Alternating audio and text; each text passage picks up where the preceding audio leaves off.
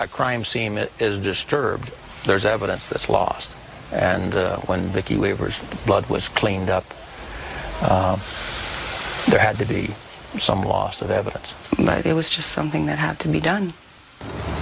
That night, even with all the progress being made, the HRT begins to show signs that they are getting restless. Dick Rogers told me, if you cannot get them out by noon, we are taking them out. You know, we've already done so many incredibly stupid things. This is just one more incredibly stupid thing. On the morning of the 11th day, no one in the vigil knew the pressure that Bo was under to get Randy and the girls out safely. Randy said, "Bo, is that you?" And I said, "Yes, it is, Weaver." And then he said what I knew he was going to say.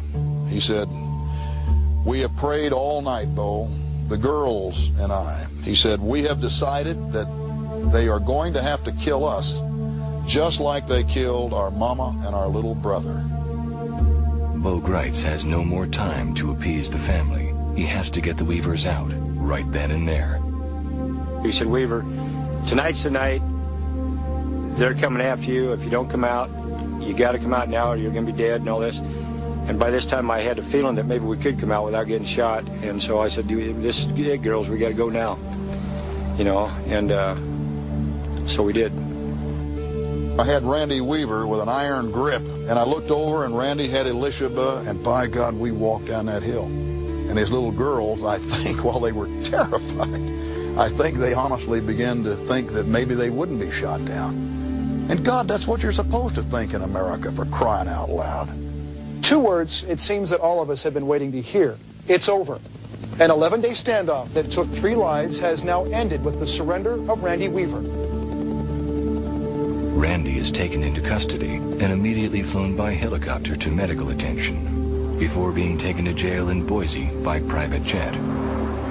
It is the first time he's ever flown. Randy, do you have anything you want to say? Both Randy Weaver and Kevin Harris are charged with murder and conspiracy.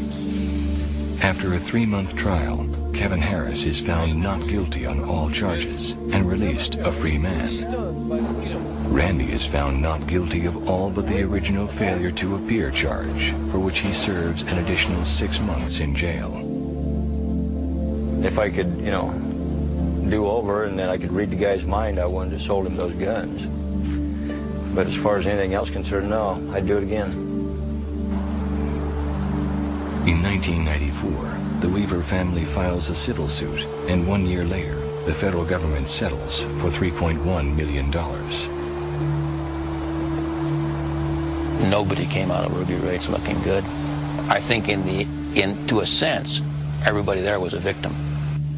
We fouled up in front of the entire world. And it should never have happened.